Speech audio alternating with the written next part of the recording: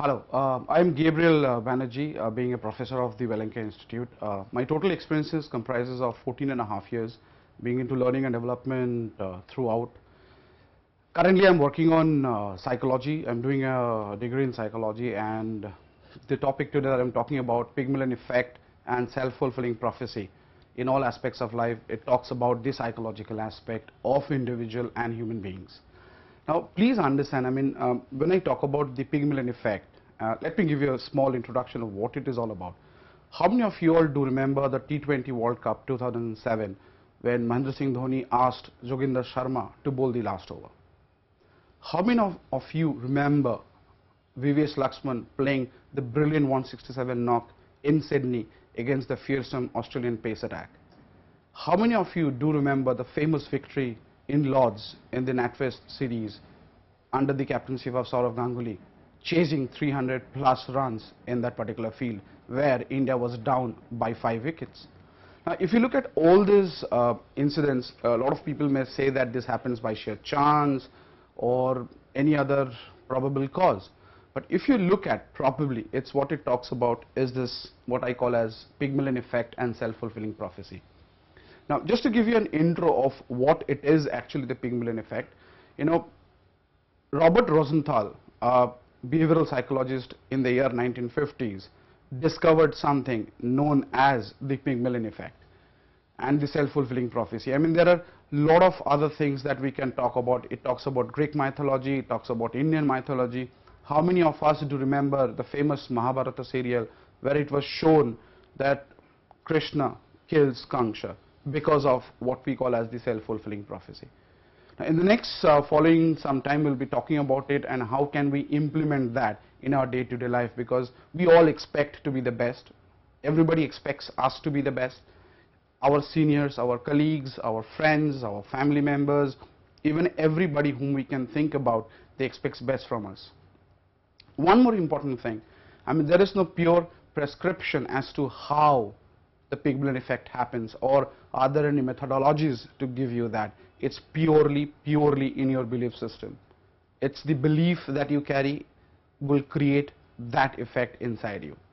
Now, since I was talking about Pygmalion Effect and the vice versa of all, according to the self-fulfilling prophecy, let me give you the definition of what Pygmalion Effect is all about. If you read mythological scriptures, if you read all these things, you might understand that in ancient times there was a prince of Cyprus called Pygmalion. He was the prince of that particular kingdom. Now, he was also a sculptor. He used to make different idols of different things. For him, an idol woman was something very different, and he made a sculpture of that particular thing. When he made that sculpture, he named it Galatia, and he prayed to the love god, the Venus and Aphrodite, to put life into that sculpture because he was so in love with that sculpture. Now, initially, it did not happen so easily. What I'm trying to say is, it's the belief system that he had that this is the ideal woman I have made. If I can put life into it, it will create the best wife I would ever have. Basis on that of the belief system, he started speaking to God day in, day out. And thus, the love god Venus and Aphrodite started giving the life to that particular sculpture. Now, once that sculpture came alive, she became one of the beautiful women ever made. She became one of the best wives ever being there in that particular time, and thus making that family as one of the best family lived happily ever after. Now, please understand, there are two things. If you look at, there is the Pygmalion Effect. It teaches us sometimes that, what do I believe in this society? Today we can talk about n number of things as far as the education is concerned. We do MBAs, we do engineering, we do a lot of other things, but it's the system what you believe in. Let me give an example of one of my friend that I have still today.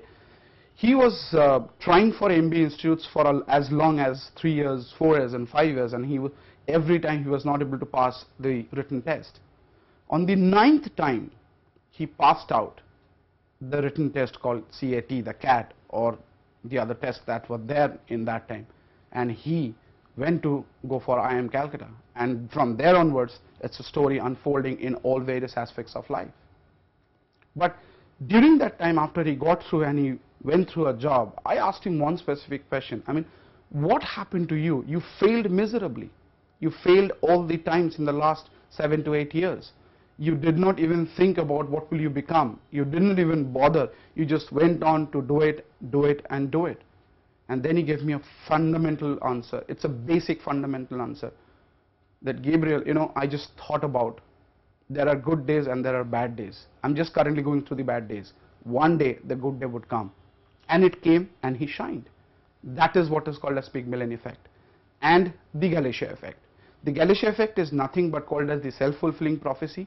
What you believe in determines your behavior in that situation, and what you behave in that situation will determine what you will want to be in the future. And Pygmalion Effect is nothing but the other resources like your parents, your teachers, your friends, your colleagues, everybody in that rule who says, no, you can do it. No, this is what you need to do it. Absolutely magnificent. You can give me more. Now let's talk about the first instance that I said. MS Dhoni gave the ball to Joginder Sharma when there were other big players standing out there. When asked in a post-match interview to Dhoni, I mean, what make you think that Joginder Sharma can pull out the entire? He said only one thing: I believed in him. That's, my dear friends, is called Pygmalion Effect. And when the ball was given to Joginder Sharma and Joginder delivered what was asked, is called the Galatia Effect, which in turn talks about nothing but the self-fulfilling prophecy. N number of stories. If you go and watch the movie 2006 Krish movie, I hope you all remember this movie. It's a sequel to Koi Mil Gaya. If you watch this movie very carefully, Dr. Arya, which is played by Nasruddin Shah, talks about the future, talks about all those things. Now, in identifying the future, what goes on pretty good, as well as understanding that he should not die in the future, and then casting it forward. Now, in the movie, what has been shown that he creates a machine which typically shows you the future, and he comes to know that he is being killed by a masked man, a masked vigilante.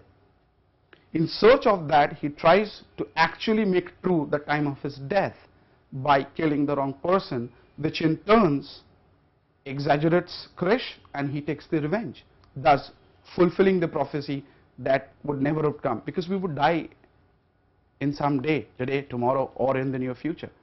So that is what I call as the Pygmalion Effect and its effect in the modern society.